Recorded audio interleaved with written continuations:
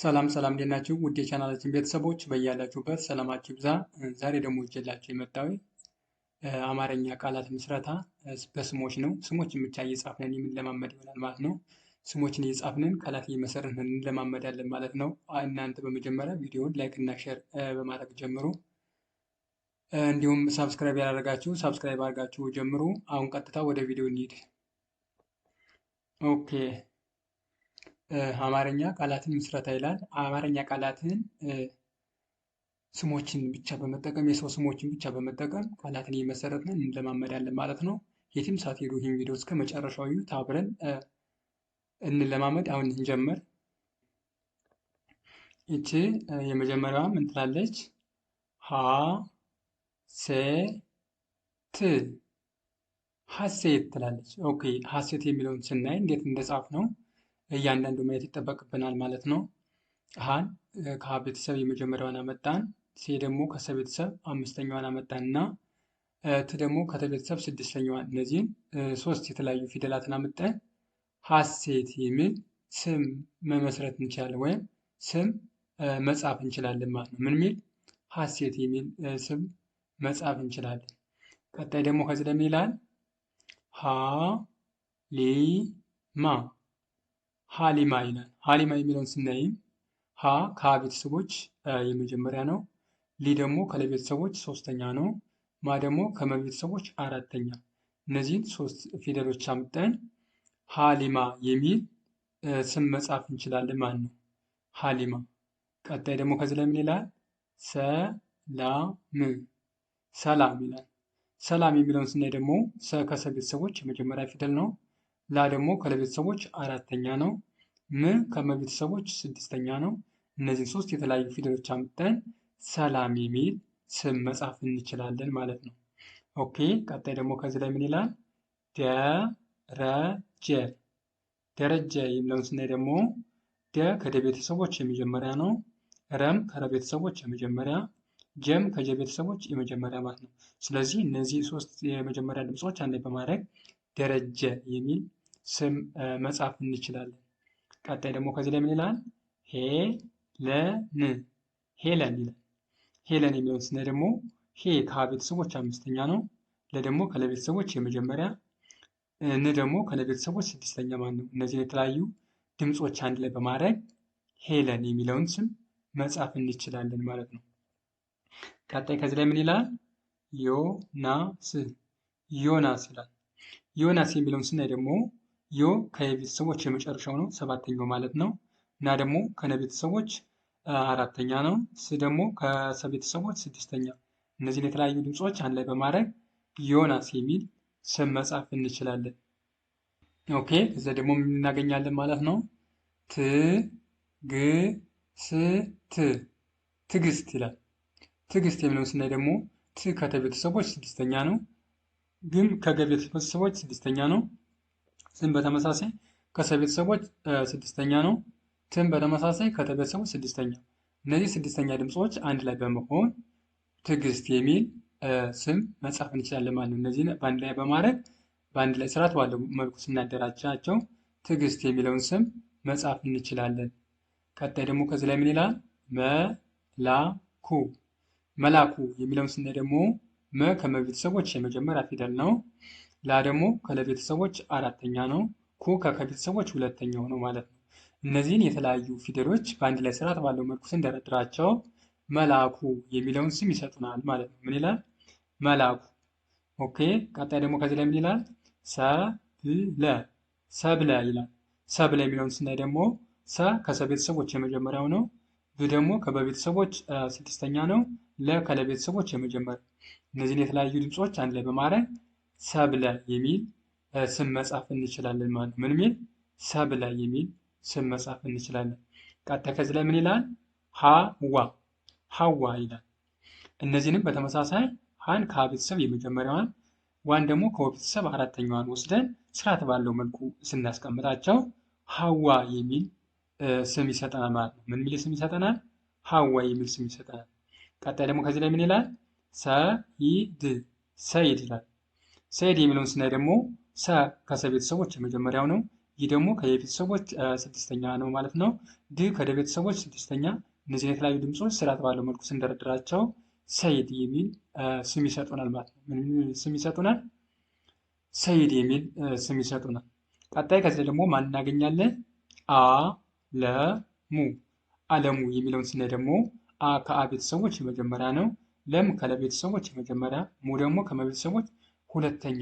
እነዚህን የተለያዩ ድምፆች ስርዓት ባለው መልኩ ስንደረድራቸው አለሙ የሚለውን ስም የሰው ስም ይሰጡናል ማለት ነው።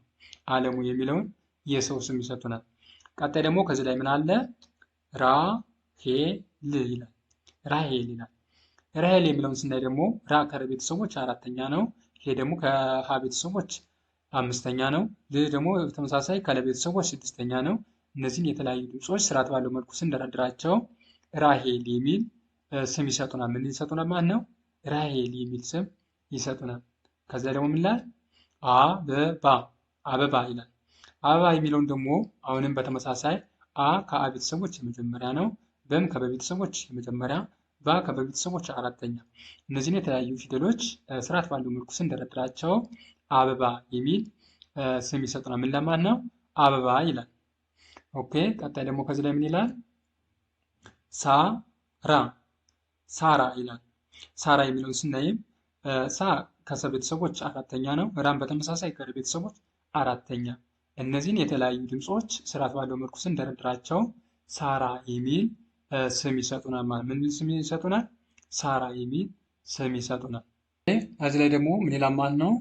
አብዲ። አብዲ ይላል።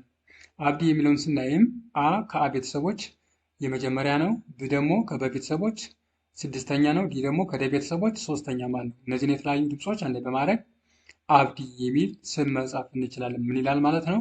አብዲ። አብዲ የሚል ስም መጻፍ እንችላለን ማለት ነው። ቀጣይ ደግሞ ከዚህ ላይ ምን ይላል? ማሞ። ማሞ ይላል። ይህን ማሞ የሚለውን ስናይ ማ ከመ ቤተሰቦች አራተኛ ነው። ሞ ደግሞ ከመ ቤተሰቦች የመጨረሻ ነው ማለት ነው። እነዚህን የተለያዩ ፊደላት ስርዓት ባለው መልኩ ስንደረድራቸው ማሞ የሚል የሰው ስም ይሰጡናል ማለት ነው። ማሞ የሚል የሰው ስም ይሰጡናል። ቀጣይ ከዚህ ላይ ምን ይላል ማለት ነው?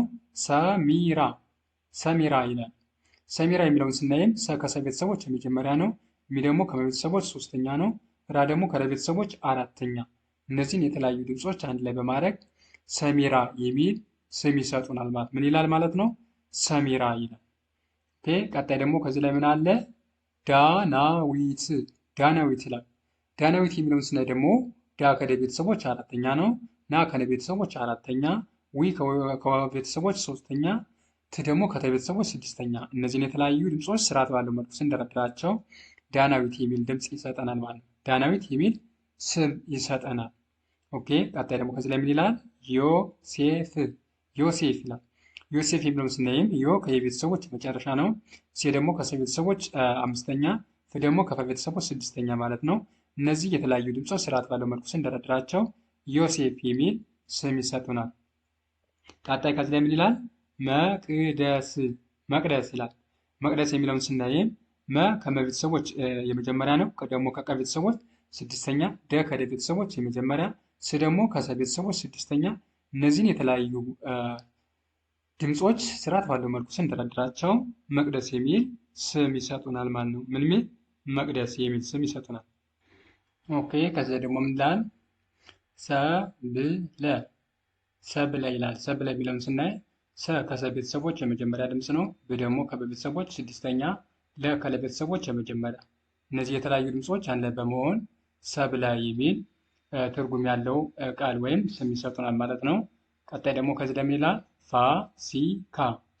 ፋሲካ ይላል። ፋሲካ የሚለውን ስናይ ደግሞ ፋ ከፈ ቤተሰቦች አራተኛ ነው። ሲ ደግሞ ከሰ ቤተሰቦች ሶስተኛ፣ ካ ደግሞ ከከ ቤተሰቦች አራተኛ ማለት ነው።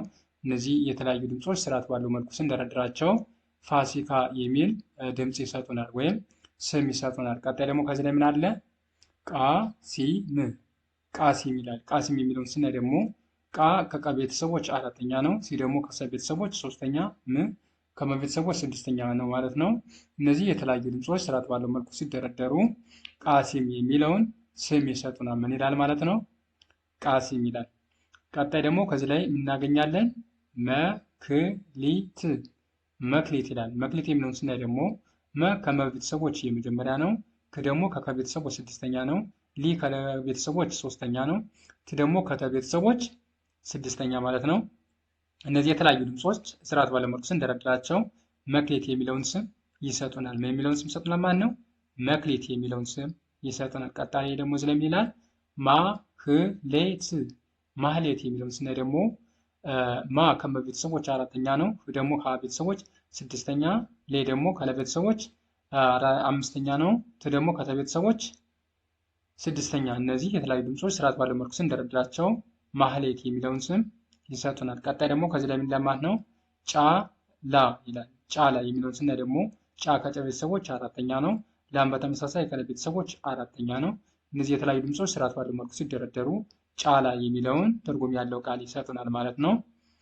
ቀጣይ ደግሞ ከዚህ ላይ ምን ይላል? ሜላት ሜላት ይላል። ሜላት የሚለውን ስናይ ደግሞ ሜ ከመቤተሰቦች አምስተኛ ድምፅ ነው። ላ ደግሞ ከለቤተሰቦች አራተኛ ነው። ት ከተቤተሰቦች ስድስተኛ ማለት ነው።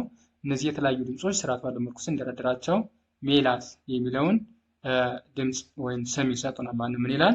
ሜላት ይላል። ቀጣይ ደግሞ ከዚህ ላይ ምን ይላል? ቢኒያም ቢኒያም ይላል።